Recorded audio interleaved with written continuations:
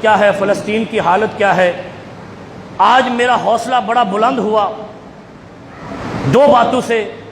ایک تو کشمیر کا مقدمہ آپ کے وزیر اعظم نے ایسے لڑا ہے جیسے ایک مجاہد لڑتا ہے۔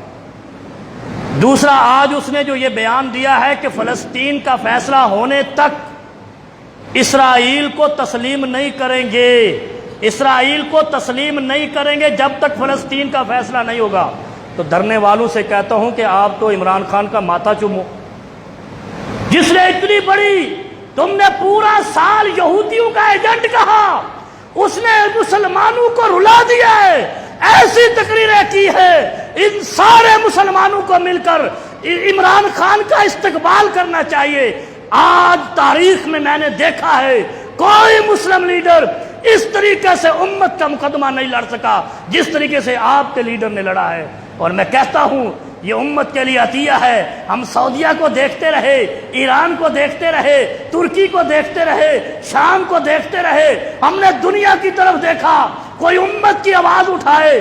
آپ کے لیڈر نے دنیا کو اپنا گرویدہ اس لیے کیا ہے کہ آپ کا مقدمہ کیسے لڑا ہے، آپ بھی دیکھ رہے ہیں۔ میں مسلمانوں سے اپیل کرتا ہوں اس شخص کے لیے دعا کریں، کیونکہ مجھے تاریخ پتہ ہے کہ جنرل ضیاء نے جب ان کے خلاف آواز بلند کی تھی، جنرل ضیاء کا انہوں نے کیا حشر کیا۔ عمران خان پر بھی وہ حملہ کریں گے کیونکہ ان کے گھر میں بیٹھ کر ان کو کہتا ہے کہ ہندوؤں نے خود کش حملے سب سے پہلے شروع کیے، تم نے ہندوؤں کو دہشت گرد کیوں نہیں کہا، تم مسلمانوں کو دہشت گرد کیوں کہتے ہو؟ بڑی بات ہے۔ اور تمہارے سابقہ لیڈر تو ایسے بیٹھتے تھے کہ پاکٹ میں پرچیاں گم ہو جاتی تھی تو الٹا بولتے تھے، اور یہ آدمی بول تو رہا ہے، تمہارا مقدمہ تو لڑ رہا ہے، محمد کی شریعت کا مقدمہ۔ ایسے کسی مسلمان لیڈر نے، کسی مولوی نے نہیں لڑا جس طریقے سے اس نے دلائل دیے ہیں کہ ہم ایک اسلام مانتے ہیں۔ کہتے رہے لوگ قادیانیوں کا ایجنٹ ہے، ارے بے شرمو، تم نے اسلام کو بدنام کیا ہے۔ اس نے کہا اسلام ایک ہے، ہم اس کو مانتے ہیں، اور وہ محمد کریم صلی اللہ علیہ وسلم کا دین ہے۔ ہم محمد کو دین کو اسلام مانتے ہیں، دوسرا کوئی اسلام نہیں ہے۔ تو مجھے بتاؤ اس سے بڑا مسلمانوں کا ایجنٹ کون ہو سکتا ہے؟ اس لیے میرے بھائی ایسے لیڈروں کے لیے دعا کریں، اللہ ان کو زندگی لمبی دے۔ یہ آپ کا مقدمہ نہیں، یہ امت محمد کا مقدمہ ہے، اور جو امت محمد کا مقدمہ لڑے گا، لوگ کہتے ہیں تاجر بچاؤ کنونشن، شرم نہیں آتی؟ ساری زندگی تم نے قوم کا مال لوٹا ہے اور ٹیکس حکومت کو نہیں دیا ہے۔ میں آج آپ کو مثال دے دوں، اسلام نے زکوٰۃ نافذ کی ہے، آپ کو بھی پتہ ہے، اور جس نے زکوٰۃ کا انکار کیا ابو بکر نے اس کی گردن مار دی۔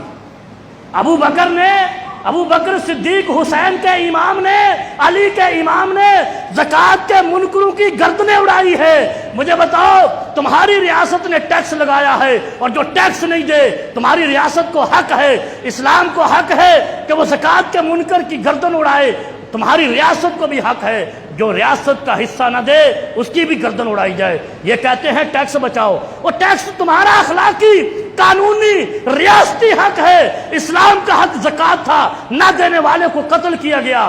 ریاست کا حق ٹیکس ہے، نہیں دو گے تو تمہیں بھی لٹکایا جائے گا۔ یہ اسلام کا اصول ہے۔ اسلام کو مولویوں کے چکر میں، چنگل میں، غلط فہمی میں الٹا سیدھا نہیں کرو۔ اسلام زکوٰۃ کا قائل ہے، اور تم نے زکوٰۃ کو اختیاری بنایا ہے تو ٹیکس دو، پھر ٹیکس دو۔ اگر نہیں دیتے ہو تو تمہاری بھی گردن اڑائی جانی چاہیے، کیونکہ تم جس ریاست میں رہتے ہو اس کا حق تمہارے اوپر ہے۔ اسلامی ریاست مدینہ کا فریضہ ہے کہ یا تو زکوٰۃ پوری کی پوری لے، تم نے زکوٰۃ کو اختیاری بنایا ہے تو ریاست کو پھر تم ٹیکس بھی دو۔ ایسے قوم کو مجہول نہ بناؤ، اور دھرنے دے کے چوروں کی حمایت نہ کرو۔ چور کے ہاتھ کاٹنے کا حکم ہے، جو دھرنے میں جائے ان کے بھی ہاتھ کاٹو، کیونکہ یہ چوروں کو بچانے کے لیے۔ اور تمہارا قائد ایسا ہے، لیڈر ایسا ہے جس نے جا کر دشمن کے گھر میں کہا کہ دہشت گرد تو ہے۔ کوئی ایسا لیڈر تو لا کے قوم کو دو۔